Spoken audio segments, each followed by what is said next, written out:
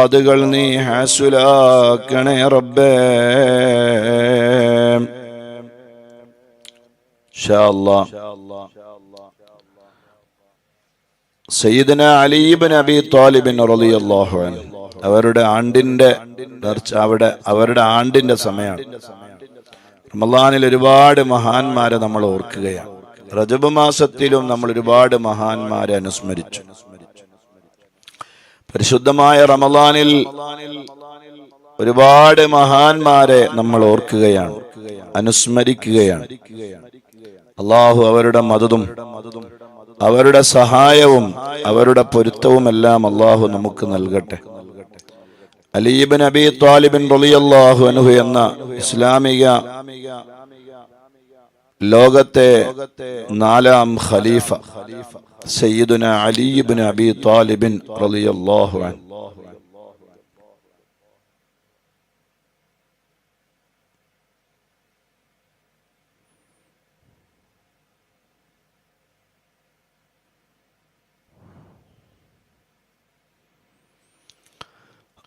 സയ്യിദുന അലി ഇബ്നു അബീ ത്വാലിബ് റളിയല്ലാഹു അൻഹുവിന്റെ മദദും സഹായവും നീ ഞങ്ങൾക്ക് നൽകണേ അല്ലാഹ്. അവരുടെ മദദ് ഞങ്ങൾക്ക് നൽകണേ അല്ലാഹ്. അവരുടെ പൊരുത്തം ഞങ്ങൾക്ക് നൽകണേ അല്ലാഹ്.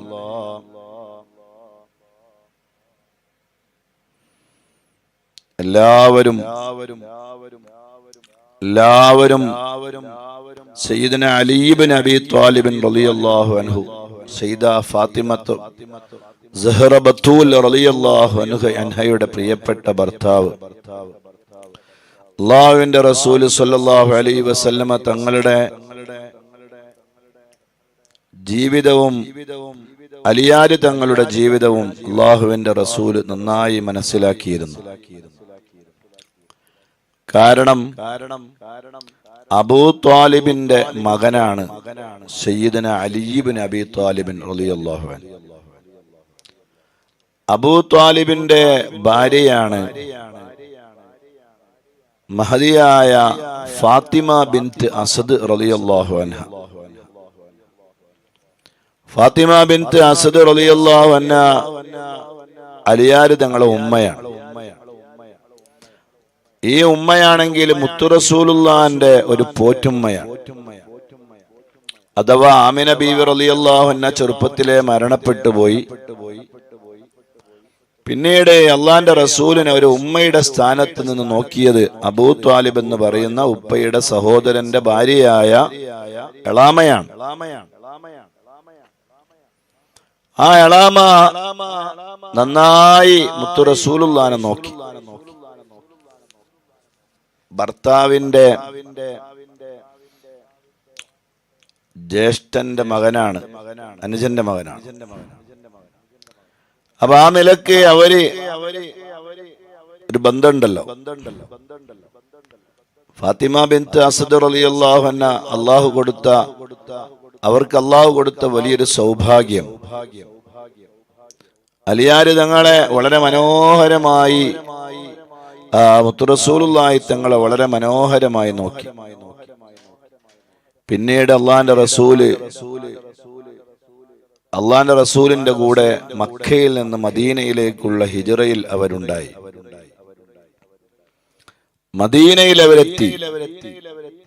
മദീനയിലെത്തിയിട്ട് മഹദിയായ ഫാത്തിമ ബിൻത്ത് അസ്ദ് റളിയല്ലാഹു അൻഹ കുറഞ്ഞ കാലം കഴിഞ്ഞപ്പോൾ മദീനയിൽ വെച്ച് ഇഹലോകവാസം വെടിഞ്ഞു, നാഥനായ റബ്ബിലേക്ക് യാത്രയായി.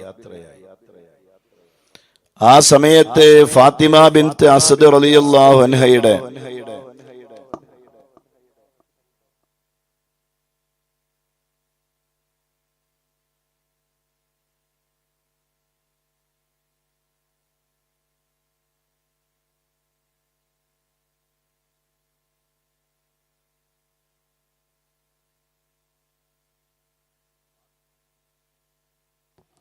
ഫാത്തിമ ബിൻത്ത് അസ്ദ് റളിയല്ലാഹു അൻഹയുടെ ജനാസ ഖബറിലേക്ക് എടുത്തു വെക്കുന്ന ഒരു രംഗമുണ്ട്. ലോകത്ത് വേറൊരാൾക്കും കിട്ടിയിട്ടുണ്ടാവൂല. ഉമ്മി ബഅദ ഉമ്മി, എന്റെ ഉമ്മാക്ക് ശേഷം അള്ളാഹു എനിക്ക് തന്നൊരു ഉമ്മയാണ്. ഈ ഉമ്മ എന്നാണ് ആ ഉമ്മയെക്കുറിച്ച് റഹ്മത്തുല്ലിൽ ആലമീനായ സയ്യിദുനാ റസൂലുള്ളാഹി സ്വല്ലല്ലാഹു അലൈഹി വസല്ലമ തങ്ങൾ അഭിസംബോധനം ചെയ്തത്. മാഷാ അല്ലാഹ്, അത്ര വലിയൊരു സൗഭാഗ്യം കിട്ടിയ ഒരു ഉമ്മ. ഉമ്മീ ബഅദ ഉമ്മി, എന്റെ ഉമ്മാക്ക് ശേഷം അള്ളാഹു എനിക്ക് തന്നൊരു ഉമ്മയാണ്. ഫാത്തിമ ബിൻത്ത് അസ്ദ് റളിയല്ലാഹു അൻഹ വഫാത്തായപ്പോൾ അല്ലാഹുവിന്റെ റസൂൽ ഖബറിലേക്ക് ഇറങ്ങുകയാണ്. ആ ജനാസ ഖബറിലേക്ക് എടുത്തു വെക്കുന്നതിന് മുമ്പ് അള്ളാഹുവിന്റെ റസൂൽ ആ ഖബറിലേക്ക് ഇറങ്ങുന്നു. എന്നിട്ട് എന്താണ് ചെയ്തതെന്നറിയോ? ഫാത്തിമ ബിൻത്ത് അസ്ദ് റളിയല്ലാഹു അൻഹ കിടക്കുന്ന ഖബറാണ്. ആ ഖബറിലേക്ക് ചെന്നിട്ട് തന്റെ വസ്ത്രമെടുത്തിട്ട് ശരീരത്തിൽ നിന്ന് വസ്ത്രമഴിക്കുന്നു.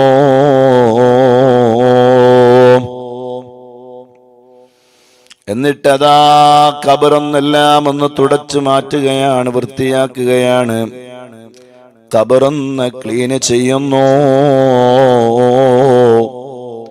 എന്നിട്ടും അള്ളാന്റെ റസൂല് അടങ്ങിയില്ല.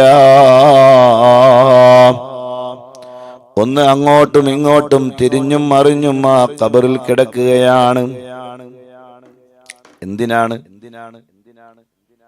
ഖബറിൽ കിടന്നിട്ട് അള്ളാന്റെ റസൂൽ അങ്ങോട്ടും ഇങ്ങോട്ടും തിരിഞ്ഞും മറിഞ്ഞും കിടക്കുന്നു ഖബറിൽ. മുഅ്മിനീങ്ങളെ,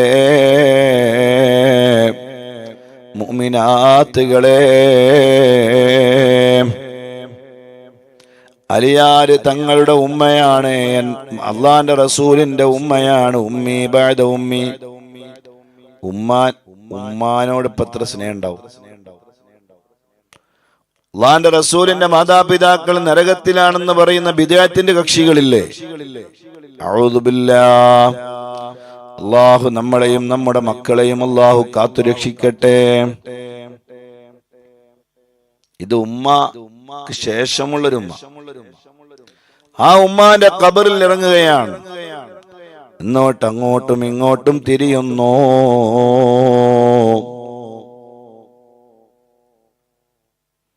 അങ്ങോട്ടും ഇങ്ങോട്ടും തിരിയാണ്. സുബ്ഹാനല്ലാഹ്. അങ്ങോട്ടും ഇങ്ങോട്ടും തിരിഞ്ഞിട്ട് അള്ളാന്റെ റസൂല് സ്വല്ലല്ലാഹു അലൈഹി വസല്ലമ തങ്ങൾ ആ ഖബറിൽ എഴുന്നേൽക്കുകയാണ്. എന്നിട്ട് ആ ഖബറിലേക്കാണ് ഫാത്തിമ ബിൻത്ത് അസ്ദ് റളിയല്ലാഹു. എന്നിട്ട് അള്ളാന്റെ റസൂൽ അവിടെ നിന്നാണ് പ്രഖ്യാപിച്ചത്, ഉമ്മി ബഅദ ഉമ്മി.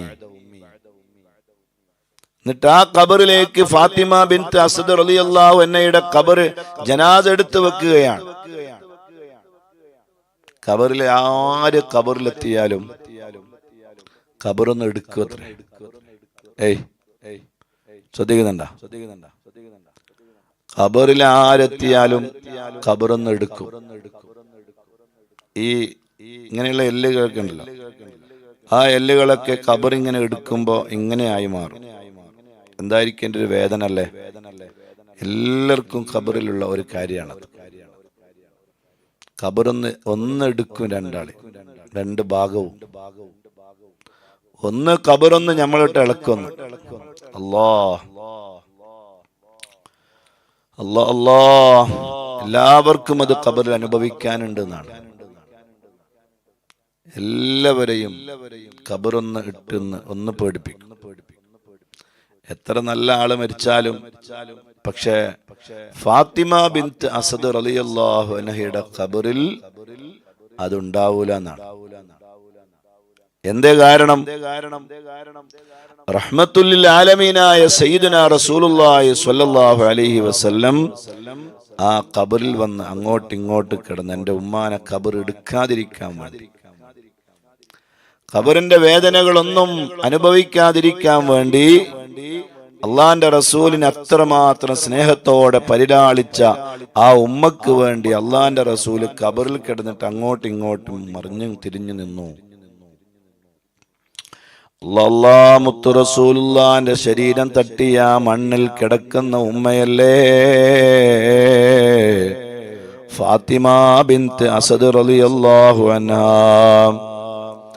ആ ഫാത്തിമ ബിൻത്ത് അസദ് റളിയല്ലാഹു അൻഹയുടെ മകനാണ് സയ്യിദുനാ അലി ഇബ്നു അബീ ത്വാലിബ് റളിയല്ലാഹു അൻഹു. അതുകൊണ്ട് തന്നെ ചെറിയ പ്രായത്തിൽ തന്നെ അല്ലാഹുവിന്റെ റസൂലിനെ അലിയാര് തങ്ങളെ നന്നായി അറിയാം. അള്ളാന്റെ റസൂലിന്റെ അതേ വീട്ടിൽ തന്നെ മുത്തു റസൂലുള്ളാഹി ജീവിച്ച വീട്ടിൽ തന്നെ വളർന്നല്ലോ. അലിയാര് തങ്ങൾക്ക് കൊടുക്കുന്ന അതേ പരിഗണന തന്നെ, അതിനേക്കാളും കൂടുതൽ പരിഗണന ഫാത്തിമ ബിൻത്ത് അസദ് റളിയല്ലാഹു അൻഹാ മുത്തു റസൂലുള്ളാഹി തങ്ങൾക്ക് നൽകി. അങ്ങനെ ആ അലിയാര് തങ്ങളെ ചെറിയ പ്രായത്തിൽ തന്നെ അള്ളാഹുവിന്റെ റസൂല് മനസ്സിലാക്കിയിരുന്നു. അവരുടെ തഖ്വ, അവരുടെ ഈമാൻ, അവരുടെ ബുദ്ധി, അവരുടെ മനസ്സ്, ഖൽബ്, അവരുടെ കഴിവ് എല്ലാം മനസ്സിലാക്കി പരിശുദ്ധമായ മക്കയിൽ നിന്ന് മദീനയിലേക്ക് പലായനം ചെയ്യുമ്പോൾ അള്ളാഹുവിന്റെ റസൂല് കിടന്നിരുന്ന ആ പുതപ്പില് ആരെയാണ് കിടത്തിയത്? അലിയാര് തങ്ങളെയല്ലേ. ശത്രുക്കൾ വന്ന് വീട് വളയുന്നു. വജഅൽനാ മിൻ ബൈനി ഐദീഹിം സദ്ദൻ വമിൻ ഖൽഫിഹിം സദ്ദ ഫഅഗ്ശൈനാഹും ഫഹും ലാ യുബ്സിറൂൻ. ഈ ആയത്തങ്ങ് ഓതിയിട്ട് മണ്ണിലേക്ക് അങ്ങ് പിടിച്ച് മണ്ണിലേക്ക് അങ്ങോട്ട് ഊതി മുത്തു റസൂലുള്ളാഹി. എന്നിട്ട് ആ മണ്ണിലേക്ക് ഊതിയിട്ട് ആ മണ്ണ് ആ ശത്രുക്കളുടെ മുകളിലേക്ക് അങ്ങ് എല്ലാവരും ചുറ്റിങ്ങനെ ആ മുത്തു റസൂലുള്ളാഹിന്റെ വീടിങ്ങനെ വളഞ്ഞിരിക്കുകയാണ്. അള്ളാഹിന്റെ റസൂലിനെ വകവരുത്താൻ വേണ്ടി ശത്രുക്കൾ മുഴുവൻ ഇറങ്ങി പുറപ്പെട്ടിട്ടുണ്ട്. ആ സമയത്ത് അള്ളാഹുവിന്റെ റസൂലിന്റെ വീട് അവര് വളഞ്ഞു. അള്ളാഹിന്റെ റസൂൽ ഈ ആയത്തോതി, വിശുദ്ധമായ യാസീനിലുള്ള ഈ ആയത്ത്, വജഅൽനാ മിൻ ബൈനി ഐദീഹിം സദ്ദൻ വമിൻ ഖൽഫിഹിം സദ്ദ ഫഅഗ്ശൈനാഹും ഫഹും ലാ യുബ്സിറൂൻ. ഈ ആയത്തങ്ങോതിയിട്ട് ആ മണ്ണിലേക്ക് ഊതിയ മണ്ണങ്ങ് കണ്ണിലേക്ക് അങ്ങ് തെറിപ്പിച്ചപ്പോൾ എല്ലാ ശത്രുക്കളുടെ കണ്ണിലും പോയി ആ മണ്ണങ്ങ് വീഴുകയാണ്.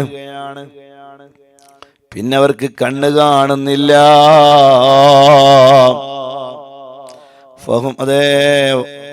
ഫഹും ലാ യുബ്സിറൂൻ. അവർക്ക് പിന്നെ കണ്ണ് കാണുന്നില്ല.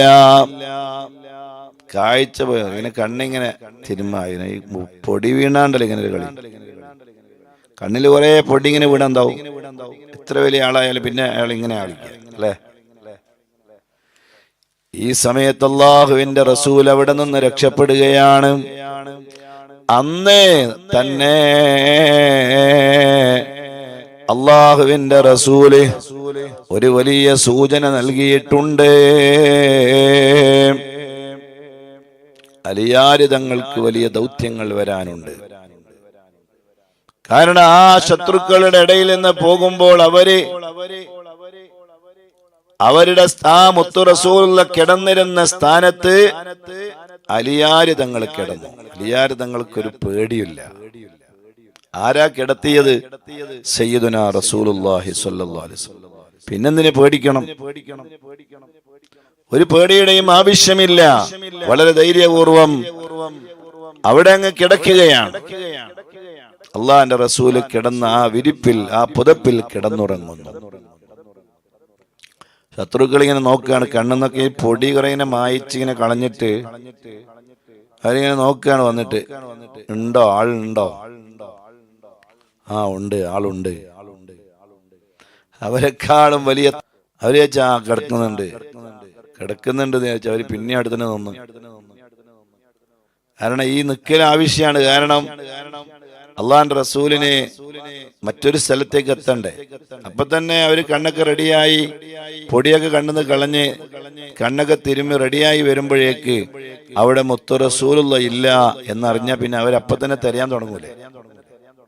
അപ്പൊ ലക്ഷ്യസ്ഥാനത്തേക്ക് എത്താൻ കഴിയില്ല. ഗാറു സൗറിന്റെ മുകളിലെത്തണം, ആ മലയുടെ മുകളിലേക്ക് എത്തണമെങ്കിൽ ആ സമയം വരെ ഇവരിങ്ങനെ കണ്ണും ചൊറിഞ്ഞുകൊണ്ടിരുന്ന്, ഇനി അഥവാ കണ്ണിന്ന് മണ്ണൊക്കെ പോയി റെഡിയായി വന്നിട്ട് ഇവര് നോക്കൂ അവിടെ കിടന്നിട്ടുണ്ട്, ആരെങ്കിലും ഉണ്ടോ എന്ന് നോക്കുമ്പോൾ അവിടെ ആളുണ്ടെങ്കിൽ പിന്നെ പ്രശ്നമില്ല, അവര് കാത്തിക്കാണ്. എന്നാ പിന്നെ എണിക്കട്ടെ, എഴുന്നേറ്റിട്ട് വേണം റെഡിയാക്കാൻ. പ്രതീക്ഷയോടുകൂടെ കാത്തു നിന്നു. സുബഹിയായി, പ്രഭാതമായി. അപ്പോഴതാ കാണുന്നു, എഴുന്നേറ്റ് നോക്കുമ്പോൾ അവര് മുത്തു റസൂലുള്ളാന്റെ സ്ഥാനത്ത് കാണുന്നത് സയ്യിദുനാ അലി ഇബ്നു അബീ ത്വാലിബ് റളിയല്ലാഹു അൻഹുവിനെയാണ്.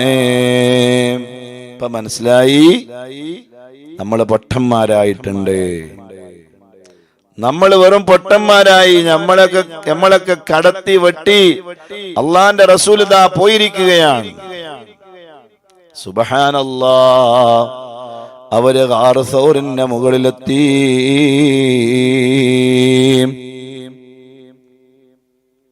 മിനിഞ്ഞാന്ന് മദീനത്ത് പോയപ്പോ വെർച്വൽ സംവിധാനം കണ്ടു. വെർച്വൽ സംവിധാനത്തിലുള്ള മക്കയും മദീനയുമെല്ലാം വളരെ അത്ഭുതകരമാണ്. ഇനി ഉണ്ടാകുന്ന ഒരു ലോകത്തെക്കുറിച്ച് എന്തായിരിക്കും? ഒരു കണ്ണാടി നമ്മളെ കണ്ണിൽ വെച്ചതാണ്. വെർച്വൽ സംവിധാനത്തിലൂടെ ആ രംഗങ്ങൾ ഇങ്ങനെ കാണുകയാണ്.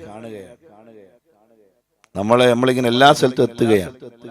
ഗാറു സൗറിന്റെ ഒക്കെ മുകളിൽ പോയി ഞാൻ തൊട്ടു എന്ന് പറഞ്ഞാൽ അത്രയും തൊട്ട പ്രതീതി. ഞാൻ ആ മലന്റെ ഗുഹന്റെ ഉള്ളിലെത്തി. അങ്ങനെ നമ്മൾ അനുഭവിക്കുകയാണ്. ആ ഗുഹയുടെ ഉള്ളിലേക്ക് കയറുമ്പോ അവിടെ ഇങ്ങനെ ഒരു പാമ്പ് ഇങ്ങനെ നിൽക്കുന്നതായി കാണുകയാണ്. പാമ്പിന്റെ ഒരു ചെറിയ രൂപം. അത് അനുഭവിക്കുകയാണ്. ആർട്ടിഫിഷ്യലായിട്ട് ഉണ്ടാക്കിയ ആ സംവിധാനത്തിൽ ഇനി ഒരു വെർച്വലിന്റെ കാലാണ്. മൊബൈലൊക്കെ പോകും, മൊബൈലിന്റെ ആവശ്യമൊന്നും ഉണ്ടാവില്ല. കണ്ണാടി ഇങ്ങനെ ധരിച്ചാൽ മതി.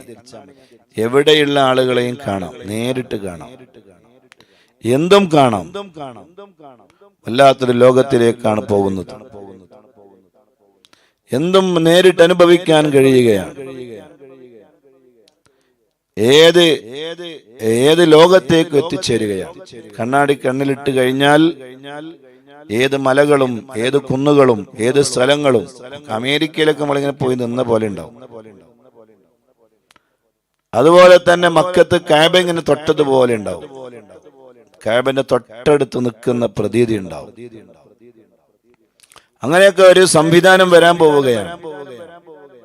ആകെ ധരിക്കേണ്ടത് കണ്ണിലൊരു കണ്ണാടി മാത്രം. അങ്ങനെ ഒരു കാലഘട്ടത്തിലേക്ക് നീങ്ങുന്നു. അങ്ങനെ നീങ്ങുമ്പോൾ അതിനനുസരിച്ച് ഉയരണം. അതിനാണ് നമ്മൾ മദനീയ അക്കാദമിയിൽ അങ്ങനെയുള്ള സംവിധാനങ്ങളെ കുറിച്ച് നമ്മൾ ആലോചിക്കുന്നത്.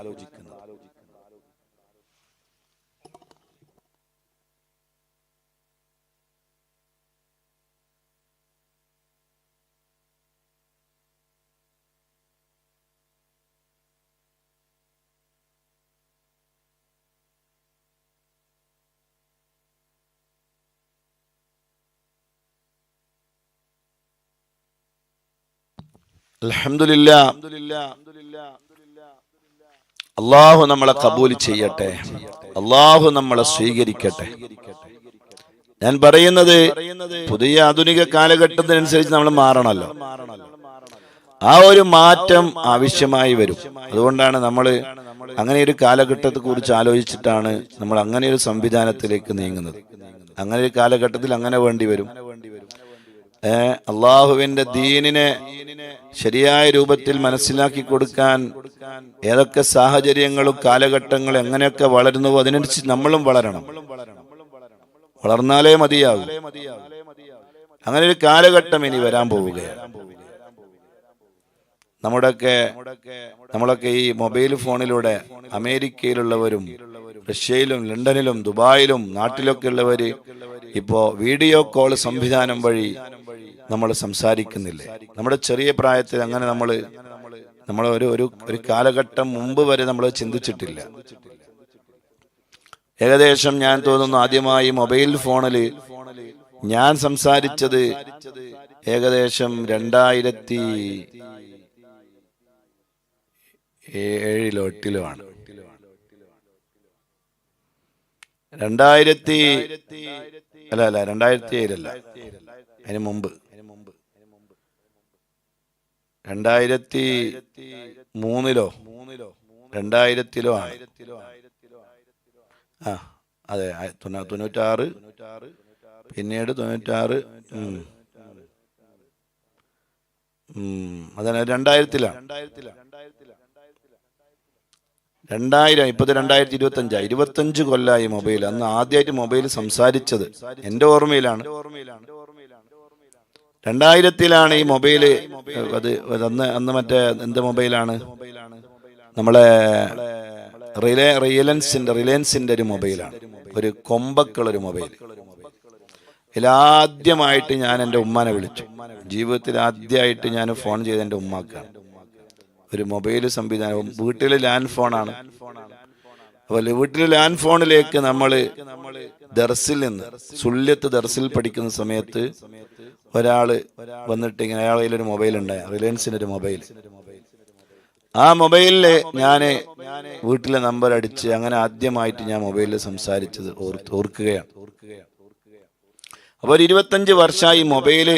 പിന്നീട് അവിടുന്നാണ് പിന്നെ വളർന്ന്, പിന്നീട് അന്നൊക്കെ പിന്നെ ഇത് ടച്ച് മൊബൈലൊന്നും ഇല്ലല്ലോ, ഞെക്കുന്ന മൊബൈലുകളാണ്. പിന്നീട് നോക്കിയന്റെ ഒരു മൊബൈൽ വന്നു, പാമ്പ് കളിക്കുന്ന ഒരു മൊബൈൽ വന്നു. പിന്നെ ആ മൊബൈൽ കുറെ ആൾ പാമ്പ് കളിയായി. പാമ്പ് കളിക്കാത്ത ആരുണ്ടാവില്ല. മൊബൈലൊരു പാമ്പ് കളി ഉണ്ടായിരുന്നു. അതിലാകെ ഒരു ഗെയിമേ ഉള്ളൂ, വേറെ ഗെയിമില്ല. പിന്നെന്ത് ചെയ്യാനാ? പിന്നീട് ടെക്നോളജി പിന്നെയും വളർന്നു. പിന്നെ വളർന്നപ്പോൾ പിന്നെ അത് പിന്നെ സ്ക്രീൻ മൊബൈലുകളായി, അതുപോലെ തന്നെ ടച്ച് മൊബൈലുകളായി. പിന്നീട് വാട്സപ്പ് വന്നു.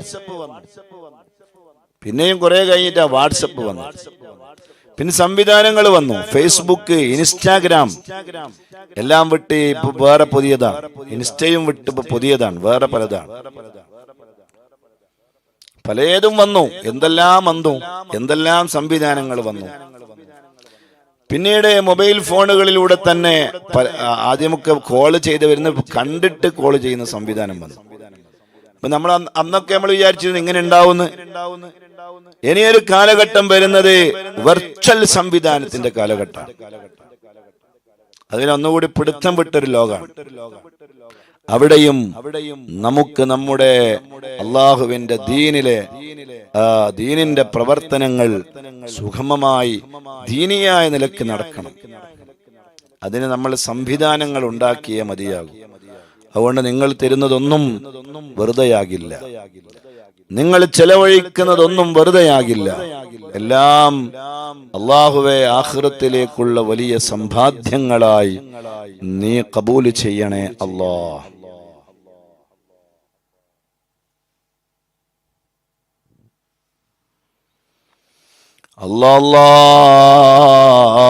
ഞാൻ പറയുന്നത്, ഞാൻ വെർച്വൽ സംവിധാനത്തിൽ മദീനയിൽ ചെന്നപ്പോൾ കണ്ണിലേക്ക് ആ കണ്ണാടി വെച്ചപ്പോൾ ഞാൻ എവിടെയാണ് എത്തിപ്പെട്ടത്? നമ്മള് എത്തിപ്പെട്ടു എന്ന് പറഞ്ഞാൽ വെറുതെ പറയല്ലേ. നമ്മളിങ്ങനെ കാറിലൂടെ ഇങ്ങനെ യാത്ര ചെയ്യുമ്പോൾ ഒരു മരം മുമ്പിൽ വന്ന് എങ്ങനെ ഉണ്ടാകുക? പെട്ടെന്ന് ആ മരത്തിലേക്ക് കുത്തിയെന്ന് തോന്നൂല, ആ ഒരു പ്രതീതി നമുക്ക് ഉണ്ടാവൂലേ? എന്നതുപോലെ നമ്മളിങ്ങനെ അടിച്ച് ഈ യന്ത്രത്തിൽ ഇരുന്നിട്ട് ഈ കണ്ണാടി അങ്ങ് വെച്ചപ്പോഴേ നമ്മളിങ്ങനെ അതിങ്ങനെ കൊണ്ടുപോവുകയാണ് നമ്മളെ. പിന്നെ നമ്മൾ എവിടത്തേക്കുമാണ് പോകുന്നത്? പോയിട്ട് നമ്മളൊരു മലന്റെ മുകളിലേക്ക് ഇങ്ങനെ കയറി ആ മലന്റെ മുകളിലൂടെ ഒരു സ്പീഡിലൊരു യാത്ര പോലെ പെട്ടെന്ന് ചില മരങ്ങളൊക്കെ ഇടയിൽ വരും, നമ്മളെ മുഖത്തേക്ക് തട്ടുമോ എന്നൊക്കെ തോന്നിപ്പോന്നു. കൈയൊക്കെ അറിയാണ്ട് നമ്മൾ കാലൊക്കെ തലയൊക്കെ അനക്കുന്നു. അങ്ങനെ പിന്നെ കുറെ മദീനയിലെ ആ ഈത്തപ്പന തോട്ടങ്ങൾക്കിടയിലൂടെ നമ്മളിങ്ങനെ യാത്ര, അപ്പൊ കുറെ ഒട്ടകങ്ങൾ ഇങ്ങനെ കാണുന്നു. ഇങ്ങനെ ഇതെന്റെ കണ്ണുകൊണ്ട് ഞാൻ കണ്ട് അനുഭവിച്ച ഒരു യാഥാർത്ഥ്യം. അപ്പൊ അങ്ങനെ ഒരു കാലഘട്ടം വരാൻ പോവുകയാണ്. ഞാൻ പറയുന്നത് സയ്യിദുനാ റസൂലുള്ളാഹി സ്വല്ലല്ലാഹു അലൈഹി വസല്ലമ തങ്ങളുടെ ആ പരിശുദ്ധമായ യാത്ര, ആ യാത്രയിൽ അലിയാര് തങ്ങള് അള്ളാഹുവിന്റെ റസൂലിന് വേണ്ടി അവിടെ കിടന്നു. ഒന്നും പേടിച്ചില്ല. ഒന്ന് സംഭവിക്കുമെന്നവർക്ക് എന്ത് വന്ന എന്താ ഒരുപാട് ശത്രുക്കൾ പുറത്തുണ്ട്, എന്താ ഇപ്പൊ ഉണ്ടാകുക? പക്ഷെ അവിടെ പേടിച്ചില്ല. മുത്തു റസൂലുള്ളാഹി തങ്ങൾക്ക് വേണ്ടി എന്തിനും തയ്യാറായി. അങ്ങനെ ചെറിയ പ്രായത്തിലെ അള്ളാഹുവിന്റെ റസൂലിന്റെ കൽബിൽ സ്ഥാനം പിടിച്ച മഹാനാണ് സയ്യിദുനാ അലി ഇബ്നു അബീ ത്വാലിബ് റളിയല്ലാഹു അൻഹു. പിന്നീട് തന്റെ മകൾക്ക് കല്യാണ ആലോചന വന്നപ്പോൾ അള്ളാഹുവിന്റെ റസൂലിന് വേറെ ഒന്നും ചിന്തിക്കേണ്ടി വന്നില്ല.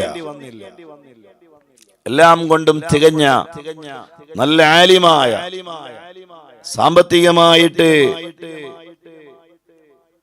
വലിയ കഴിവുകളൊന്നുമില്ലാത്ത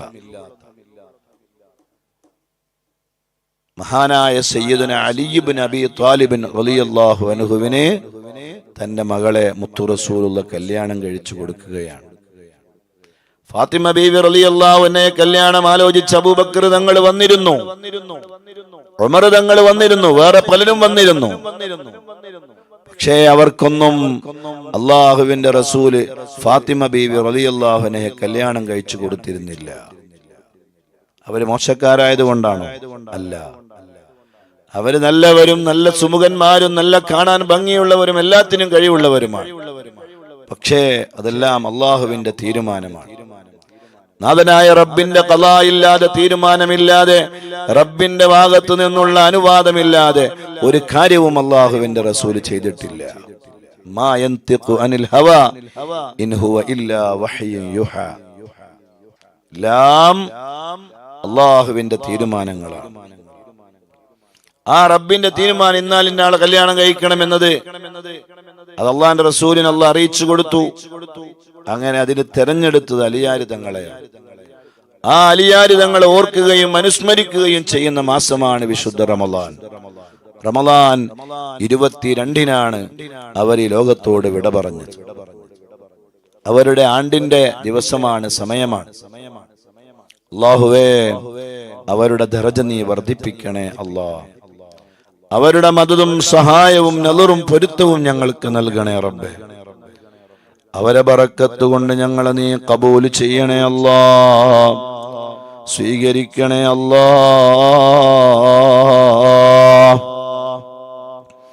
ഒരുപാട് ആളുകൾ പല വിഷമങ്ങളും പറഞ്ഞ് ദുആരക്കാൻ പറഞ്ഞിട്ടുണ്ട്. ബിസ്മില്ലാഹിർ റഹ്മാനിർ റഹീം. اللهم صل وسلم على سيدنا محمد نورك الساري ومددك الجاري واجمعني به في كل أطواري وعلى آله وصحبه يا نور. اللهم صل وسلم على سيدنا محمد نورك الساري ومددك الجاري واجمعني به في كل أطواري وعلى آله وصحبه يا نور.